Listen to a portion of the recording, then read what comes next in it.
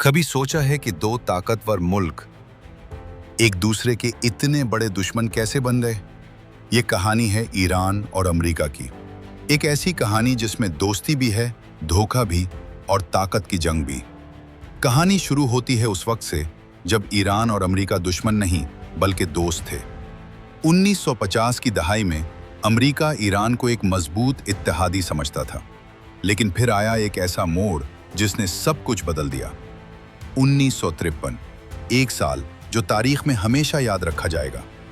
Iran के वजीर आजम मोहम्मद मुसद्दिक ने अपने मुल्क के तेल को नेशनलाइज किया, यानी अब तेल पर कंट्रोल ईरान का होगा, न कि मगरबी ताकतों का। ये बात अमेरिका और बरतानिया को पसंद न आई और फिर हुआ एक खुफिया ऑपरेशन। हुकूमत का तख्ता उलट दिया गया और शाह ईरान को दोबारा इक़्तिदार में लाया गया। यहीं से शुरू हुई वो नफरत जो आज तक खत्म नहीं हुई। साल गुजरते गए और फिर आया 1979।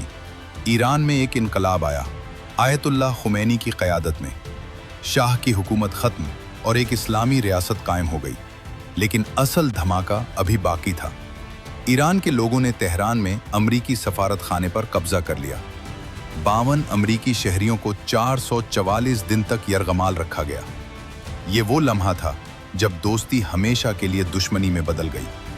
इसके बाद क्या हुआ? पाबंदियां, धमकियां, प्रॉक्सी जंगें और एक न खत्म होने वाली कशीदगी।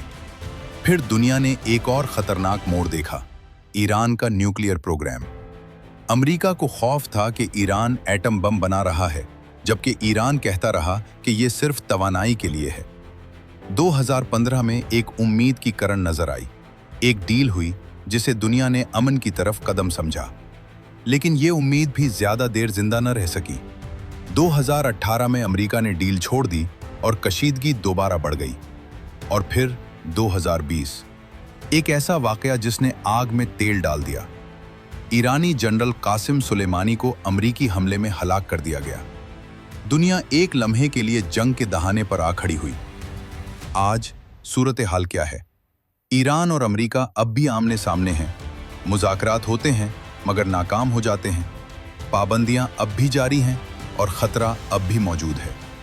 ये सिर्फ दो मुल्कों की कहानी नहीं, ये ताकत, सियासत और मफादात की वो जंग है जिसका असर पूरी दुनिया पर पड़ता है।